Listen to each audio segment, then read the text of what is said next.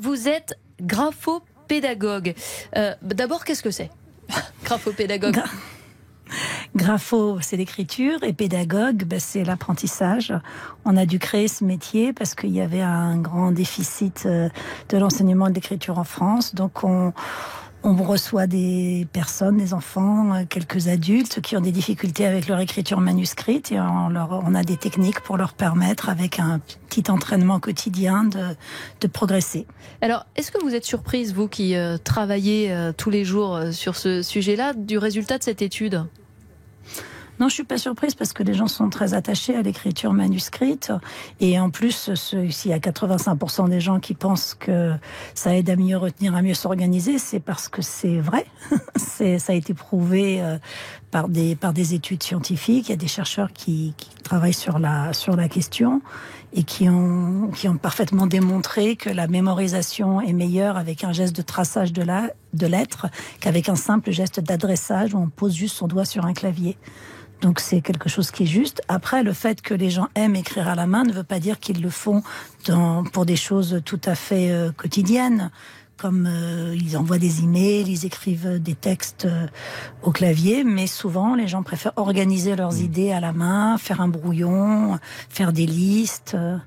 L'écriture manuscrite a encore sa place dans le quotidien, je pense. Alors, 7 Français sur 10, bien sûr, qui se tournent vers l'écriture manuscrite. Mais moi, ce que je voudrais savoir, c'est les moins de 30 ans. Est-ce que les moins de 30 ans, aujourd'hui, le rapport est le même? Parce que j'ai le sentiment que les moins de 30 ans, un stylo ou un stylo plume ou un stylo bille, ça n'existe pas beaucoup, et tout passe par le numérique.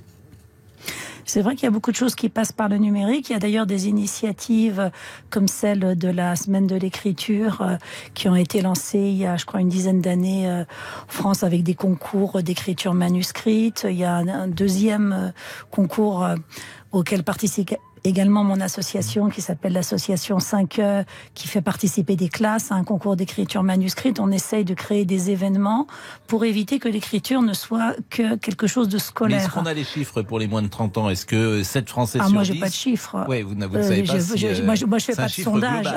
Oui. Moi, je fais pas de sondage, mais ce que je vois, c'est que à partir du moment où on aide moi, je reçois des personnes qui ont des difficultés d'écriture, et à partir du moment où ces difficultés se résolvent, une grande partie d'entre eux se saisissent de l'écriture, parce qu'en fait, il y a plaisir à écrire. C'est quelque chose d'agréable quand on sait le faire de manière confortable. Je pense qu'il y a beaucoup un problème d'enseignement, et peut-être effectivement que le fait que l'écriture soit beaucoup associée seulement au scolaire, ça joue dans l'esprit des gens, parce que s'ils ne voient pas, si les enfants ne voient pas leurs parents écrire, s'ils ne voient pas leurs parents recevoir des lettres ou en envoyer, ou envoyer une carte postale, etc., c'est sûr qu'ils vont avoir moins tendance à l'investir que s'ils le voient au quotidien. Et on note aussi cette évolution, c'est que les jeunes se disent de plus en plus sensibles pour réduire leur consommation de papier, ce qui peut jouer aussi dans l'avenir de l'écriture manuscrite. Merci beaucoup Laurence Pierson. Je rappelle que vous êtes graphopédagogue, fondatrice de l'association 5E, enseignement de l'écriture pour élèves, étudiants et enseignants. Merci beaucoup.